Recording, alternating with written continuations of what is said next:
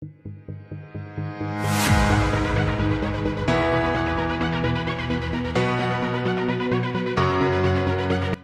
நண்பர்களே, நான் தான் உங்கள் வேலைக்காரன். இப்போ நம்ம இந்த வீடியோவில் என்ன பார்க்க போகிறோம் அப்படின்னு பார்த்தீங்கன்னா, ஒரு 15 லிட்டர் வாட்டர் ஹீட்டர் ஹீட்டிங் ஆகாத பற்றி இந்த வீடியோவில் பார்க்க போகிறோம். வாங்க நம்ம வீடியோக்குள்ளே போகலாம்.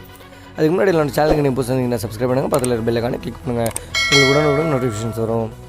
இப்போ ஃபஸ்ட்டு சுவிட்ச் போட்டு செக் பண்ணி பார்க்கலாம். ஹீட்டரில் ஹீட்டிங் லைட்டும் எரியல, ஹீட்டும் ஆகலை.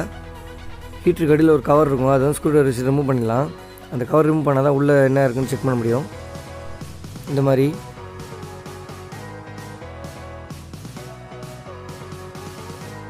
இந்த கவர் ரிமூவ் பண்ணிட்டு உள்ளே பார்த்தோம் அப்படின்னு பார்த்தீங்கன்னா, இது பேர் வந்து தெர்மோஸ்டாட்டு. இது கீழே ஒரு ரெட் கலர் பட்டன் இருக்குது பாருங்கள், அதை ரீசெட் பண்ண கூட சம்டைம்ஸ் ஒர்க் ஆகும். அதை செக் பண்ணி பார்க்கலாம். இப்போ சுவிட்ச் ஆன் பண்ணிக்கலாம். இப்போ ஃபஸ்ட்டு ஒரு ஸ்க்ரூ ட்ரைவர் வச்சு அந்த ரெட் கலர் பட்டனை ப்ரெஸ் பண்ணி பார்க்கலாம். இப்போ ஒர்க் ஆகுது, நல்லா ஹீட்டிங்கும் ஆகுது. இப்போ திருப்பி சுவிட்ச் ஆஃப் பண்ணிடலாம். இப்போ நம்ம அந்த கவரை திருப்பி க்ளோஸ் பண்ணிடலாம். இந்த மாதிரி